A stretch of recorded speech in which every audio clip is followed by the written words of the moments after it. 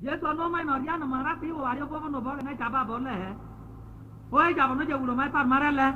Matatan malano. O se mai no robodiu. Jodera o joreri. O se mai no robodiu yo. Jara ria. Du fiere se agamale jara. E wa pana robodiu Mai Jesus ai deriu de biso Jesus que jabeta como ava bueno. Maru ava waren mararia ha. Oga na Jehova no be kwebra be wona. Ora sate como ava bueno. O ja bono na vigaria berotano. E ke mu mai nene ko mai nene. Reilu to mai bobi. Problem mai. Na ke mu mai nana ko mayo. Reilu to mai ko mayo. Wai pano o ma bra. E mai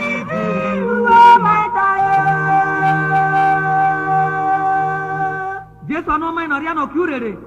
O da una tere da o go gara. E ro ja no tiro gele mo gene kie. Rasu bi na beruo.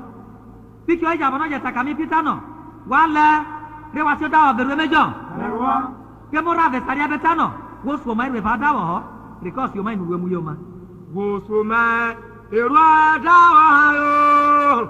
E ka so ma nu we mu yo ma. Piki bi eri o ena.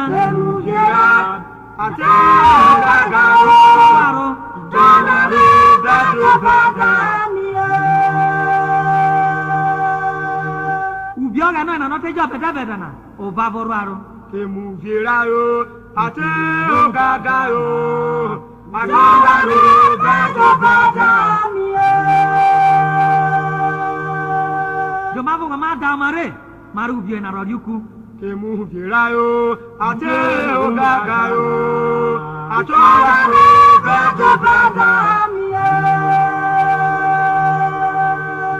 malero ke te ubiena ono wo gba mo ma bia robi romio gba rewo ro maito awu na rate rubiera na te rodiuku reva den wa bete na ma fete ro gogo tiro dedo gwe tiki Jesus Christ ono mai amen olenya haro ma abetano ono ma zie ba wora manya se aro we robre ma sa je mura wuzu azo ho ogberere ogu kutiri o mairia ono wo ma se awora yo ma se ta ora